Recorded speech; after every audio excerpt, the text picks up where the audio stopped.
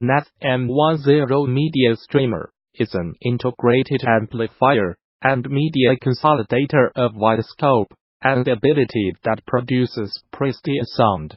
It's also easy to set up and use, and will look great nestled in your other equipment, or on its own. It's all goodness, except that for some reason, NAD didn't leverage the unit's large touch display for setup, or selecting streaming sources. For that you need a computer or phone.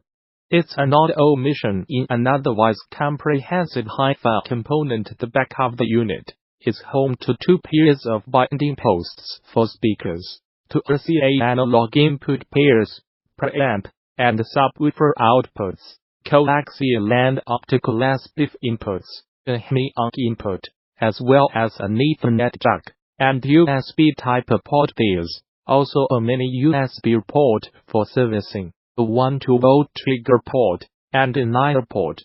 There's a 3-prong AC connection, of course, as well as a service button to initiate firmware upgrades from USB Media NAD M10 WHTBKG rear NAD. Here are ports aplenty on the back of the M10, though it doesn't directly support surround sound. The amp is rated for 100 watts continuous into a Naton load with less than 0.1% distortion.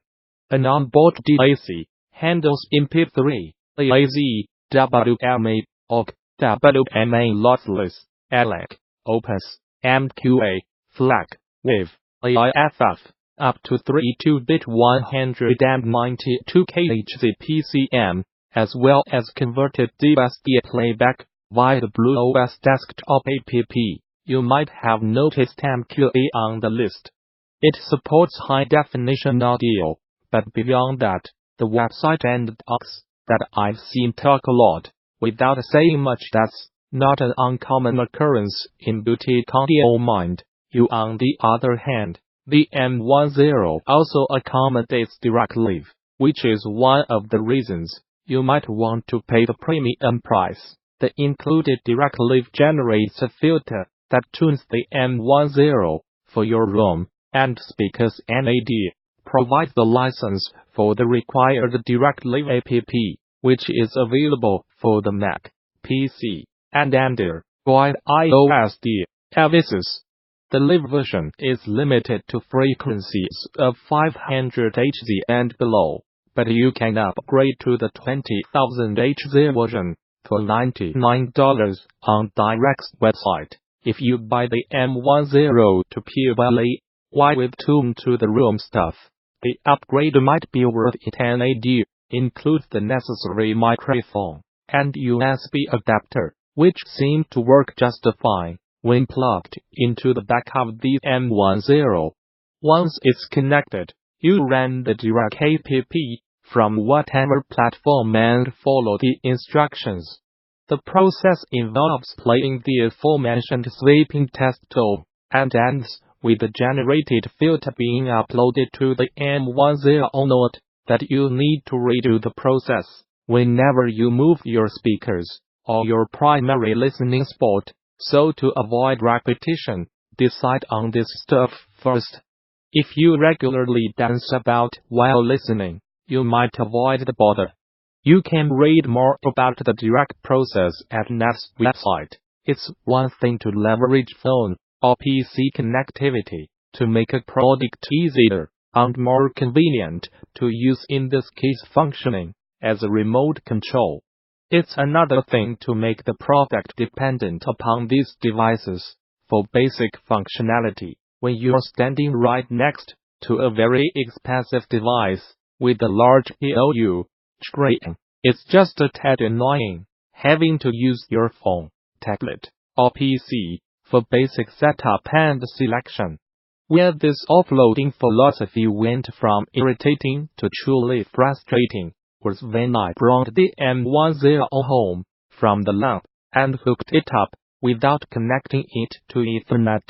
Apparently the box didn't like that the Wi-Fi network it had been previously connected to was missing, and dutifully commenced screen blanking. and rebooting every 2 minutes or so.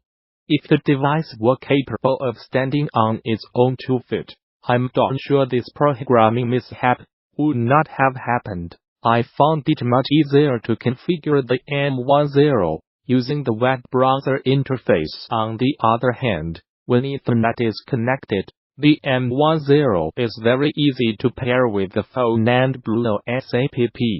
As long as the phone and the box are on the same network, they should find each other. It's auto magical on the box part. Back to the good stuff.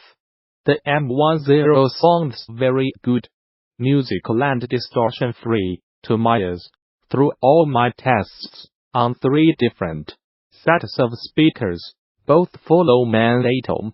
Of course, the amplification is so good across the board these days that it's hard to call out one high-end product over another. At least if you have average hearing. Golden ears. I think they'd still like the M10. I tried Dirac and the resulting impulses several times. There was a noticeable difference, but being perfectly honest, I couldn't tell you which I preferred, or that I didn't prefer. The unaltered sound tastes vary, and so do my moves and EQ tastes. Some might call me sonically fickle, but I also suspect I'm not alone in this. I once told someone I was going to work on a mix they didn't like that night, but didn't get the chance. I fired up the old mix for them the next day, and was about to make excuses when they told me how much better it sounded. I kept my mouth shut. I quite liked the M10 in action. It looks nice, sounds great, and the Dirac was fun to play with, even if the results weren't particularly important to me. If you don't care about phone PC dependency, or perhaps even prefer it, the M10 will make an excellent addition to your audio setup, both audibly and visually. But I have to be honest. If I pay $2,750 for a streaming amp with a touch display, I want to use that display for everything.